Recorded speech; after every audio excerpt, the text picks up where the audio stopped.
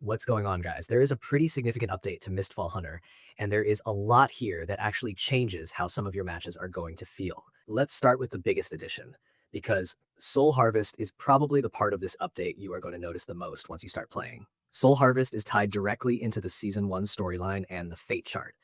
The basic idea is that Dew and the Guild Hunters are trying to repair the web of fate, while the Velgar are attempting to create a false god using corrupted souls. During matches in Hallowgrove and Brandergard, you now have a chance to trigger this special gameplay mechanic. When it happens, soul incubators carrying soul cocoons can appear around the map along with a fate altar, and there is a really interesting risk and reward system built around those soul cocoons. The more intense the gildening level of the map is, the higher your chance of encountering soul harvest. Once somebody picks up a soul cocoon, that player starts resonating with the other cocoon carriers. That means you can actually see where the other soul cocoons are located on the map. Sounds useful, right? There is a catch. Your own position is also revealed to every other player carrying a soul cocoon. So right away, this creates another reason to think carefully about whether you want to chase an objective or just get out with your loot. You are basically putting a giant sign over your head that says there is something valuable here. After the match has been running for a certain amount of time, players can take 2 soul cocoons to the fate altar. That activates the altar and begins the soul harvest ritual. And this is where things can get pretty chaotic because completing an objective in an extraction game is one thing. Completing an objective while other players know where you are is another problem entirely. There's also a second option. Instead of using 2 cocoons at the altar, you can give one to Richie, the in-match merchant, and unlock a special soul cocoon reward for your entire team. Moving over to quality of life changes, there is now an add to block list option directly inside the world chat window. That should make it a little easier to deal with somebody you do not want to interact with without having to go searching through menus later. Xbox players are also getting real-time voice communication, which is a pretty important addition for anyone playing team matches on console. Now let's get into the class changes because this is where the update starts getting pretty interesting. Blackarrow is one of the biggest targets here. Mystic Fly Arrow has a longer cooldown, Steel Arrow has a longer cooldown, and Dodge Power Shot also gets a slight cooldown increase. At the same time, Sonic Arrow gets a major cooldown reduction. The other big change is specific to solo PvP. Black Arrow's PvP damage multiplier has been reduced in solo mode, while PvE damage remains exactly where it was. That distinction matters because the developers are not simply trying to make Black Arrow weaker across the entire game. They are specifically looking at how strong the class has been against other players in solo matches. There are also several Black Arrow bug fixes. The Forsaken Skeleton outfit could make the character's head disappear under certain conditions. Dodge Rapid Shot could incorrectly carry impact, and there was a movement issue where an abnormal jump displacement after a side dodge could persist. Sorcerer is also getting a pretty broad set of adjustments. Fire Elemental reaction damage from Elemental Arcana is slightly lower. Firebolt gets a damage reduction, but its damage is being redistributed, so more of its damage happens directly instead of through damage over time.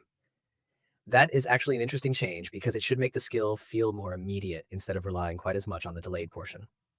Firebolt also gives slightly more energy when you stop the cow reaching a full channel, before reaching a full channel. Flameblade gets a similar treatment. The total damage is staying the same, but more of it is being moved toward direct damage and away from damage over time. Crystal Ice Bolt gets a longer cooldown, while Deep Freeze has less impact behind it. The knockback distance itself does not change, so the ability still has its displacement utility, but the actual impact effect is being toned down. Survival Instinct gets a small energy recovery improvement, while Thunderstrike gets a faster lightning activation speed and slightly better energy recovery when it is not fully channeled. The Thunderstrike indicator is also getting a visual improvement so you can clearly see the exact location where the lightning is going to land. And once again, solo PvP gets a separate adjustment. Sorcerer's PvP damage multiplier is reduced in solo mode, while PvE damage is unchanged. There is also a fix for Elemental Surge, where the talent state could fail to consume properly after an Elemental Sorcerer missed Flameblade.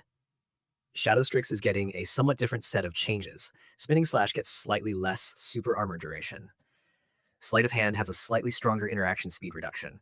Phantom Shift gets a longer cooldown, and Battle Frenzy takes a major hit to its physical piercing bonus. At the same time, Inspiring Impale gets a shorter cooldown, Wound Accumulation gets a slightly longer duration, and the number of stacks required to trigger the detonation is reduced to 8. After Effect also gets a slight increase to its damage bonus. So, this is not simply a Shadow Nerf across the board. Some of the strongest defensive and offensive advantages are being reduced, while a few other tools are being made more accessible. Withered Knight does not get a big numerical balance pass here, but it does receive several important bug fixes. Rainbow Piercer could fail to enter cooldown after being interrupted during the cast.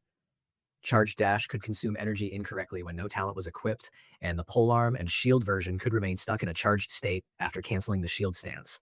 Seer gets a much more specific fix. Punishment Rune could incorrectly lock onto Richie instead of behaving as intended. There are also some general combat changes that affect everybody. Eye of True Sight can now stack to 2 instead of 1, which gives players a little more flexibility with that tactical item. Damage over time effects now tick slightly less frequently, but the total amount of damage does not change. So this is mainly changing how often you see those individual damage numbers, rather than reducing the overall damage. The high-tier anti-interrupt effect from the Eloquence gem affix also gets a longer cooldown, moving from 10 seconds to 15 seconds. That could have a noticeable effect in fights where players were relying on repeated interrupt protection. Now, one of the biggest parts of this update is actually the technical side. The developers say they have fixed several situations involving client hitching, stuttering, and crashes. They also worked on server performance and selected server-side lag problems. On top of that, the ping display itself has been changed, so it should give a more accurate real-time representation of your actual input latency during a match. That last part is particularly useful because seeing a number next to your connection is only helpful when that number actually reflects what you're experiencing. There are affixes too, or a ton of other fixes too. Warehouse items could disappear visually while you were preparing gear. Einherjar mode could fail to activate if the durability of the dried flower knot was lower than the expected consumption amount. Getting interrupted while looting could lock you out of attacking. There were also problems with cosmetics appearing to enemies, even when they were supposed to be visible only to you and your teammates.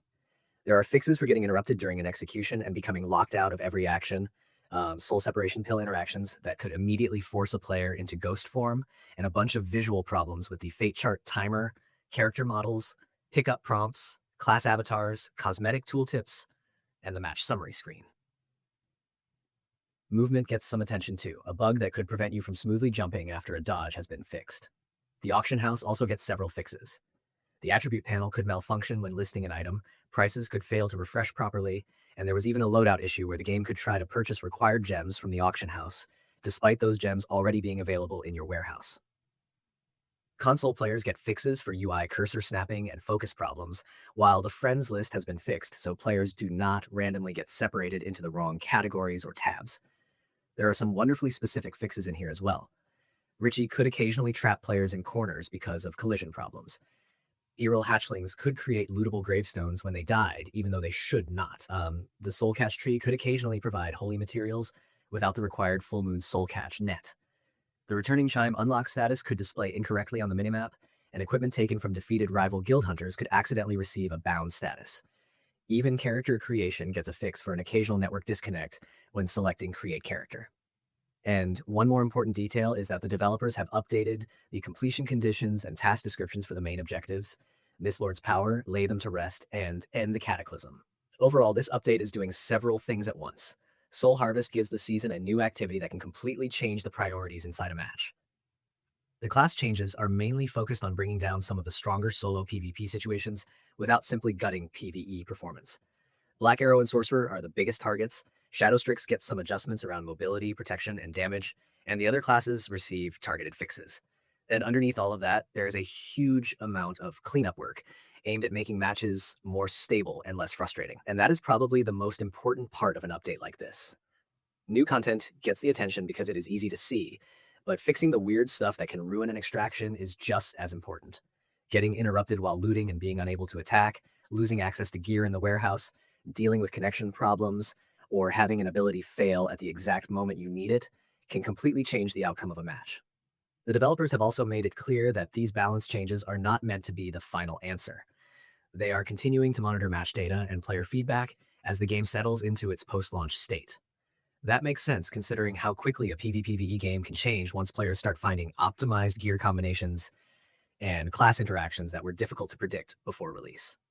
So this update is not just about one new activity or a few cooldown changes. It is a fairly broad pass over the game, with Soul Harvest adding a new reason to take risks, several classes being adjusted around solo combat, and a long list of technical and gameplay problems getting cleaned up along the way.